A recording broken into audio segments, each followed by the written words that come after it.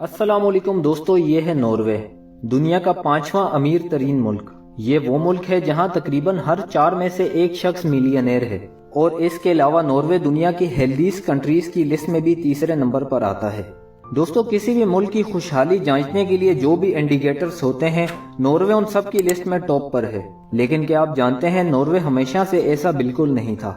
18वीं सदी के इख्तिताम में मशहूर इकोनॉमिस्ट थॉमस मैल्थस ने जब बर्फ से ढके नॉर्वे का दौरा किया तो उसने देखा कि नॉर्वे की कौम थोड़ा बहुत खेती बाड़ी और जानवर पालकर अपना गुजर बसर करती थी।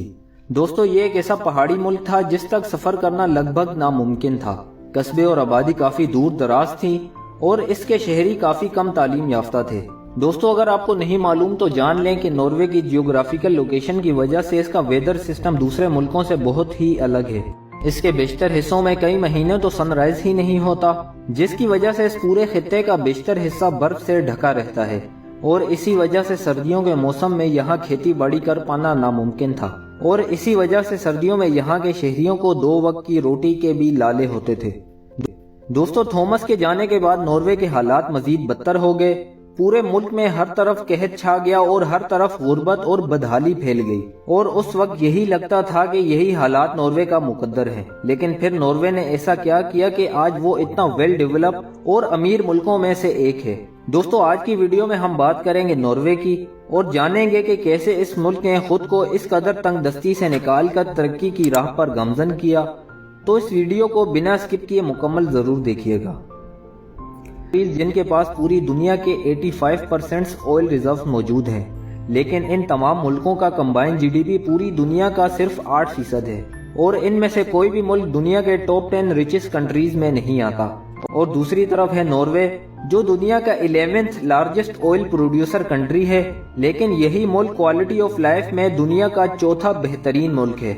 आखिर क्या वजह है कि बाकी सब ऑयल प्रोड्यूसिंग कंट्रीज इतना तेल निकालने के बावजूद भी आज लिविंग स्टैंडर्ड में नॉर्वे से बहुत पीछे हैं? दोस्तों, इसकी वजह है वो फिनोमिना जिसे इकोनॉमिस्ट ऑयल कर्स का नाम देते हैं।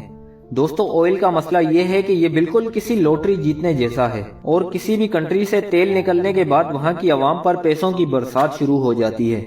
लेकिन इन मुल्कों की हुकूमत इन पैसों को टैक्स कम करने और अखराजात बढ़ाने के लिए इस्तेमाल करती है और इसी फिनोमिना पे माइकल लेविन रॉस ने पूरी बुक लिखी है, जिसमें वो लिखते हैं कि जिन मुमालिक में ऑयल डिस्कवरीज होती हैं उनमें ना तो डेमोक्रेसी होती है और ना ही इकोनॉमिक स्टेबिलिटी, और उन मुमालिक में सिविल वॉर के चांसेस भी ज्यादा हो जाते हैं।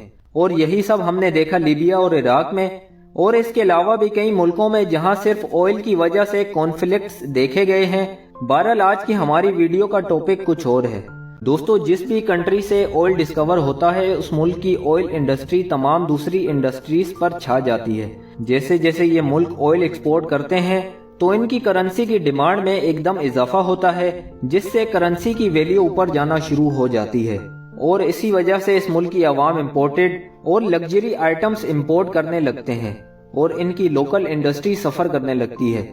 और जैसे जैसे ये लोकल इंडस्ट्रीज बंद होती हैं, मुल्क में बेरोजगारी बढ़ने लगती है और पैसा सिर्फ उन्हीं के हाथ में रह जाता है जो ऑयल इंडस्ट्री से मुंसलिक हों, और यही कर्ज एंड में ले जाता है दंगे फसाद और प्रोटेस्ट की तरफ। और यही हुआ लीबिया और वेनेजुएला के साथ। यहाँ सवाल ये उठता है कि आखिर इस ऑयल कर्ज ने नॉर्वे को इफेक्ट क्यों नहीं किया?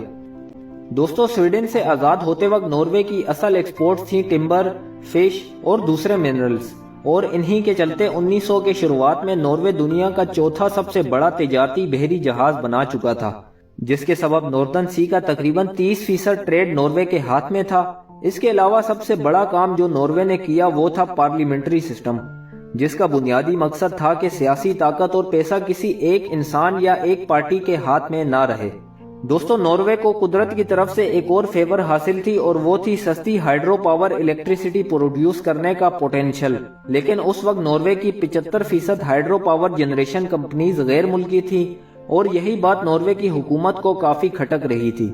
और नॉर्वे की हुकूमत ने फैसला किया कि नॉर्वे के नेचुरल रिसोर्सेज को नॉर्वेजियन अवाम ही यूज करेंगी, और इसी सबब नॉर्वे की हुकूमत ने 1940 में एक बिल पास किया जिसमें फॉरेन कंपनीज को हाइड्रो पावर के मंसूबों पर काम करने से रोक दिया गया।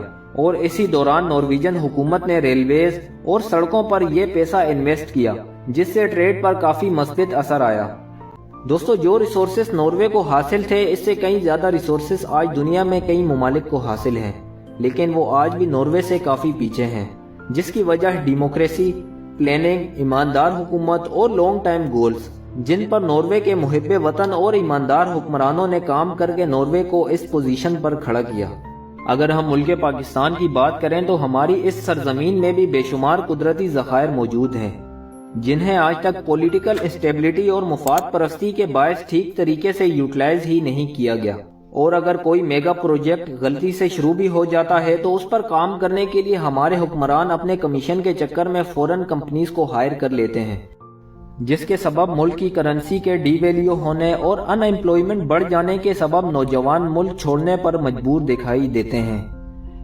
अल्लाह पाक हमारी इस पाक सरजमीन को मुहिब्बे वतन हुक्मरानों के हवाले करे और जालसाज और करप्ट अफसरान और अवाम को भी उनकी मकारियों का सिला दें।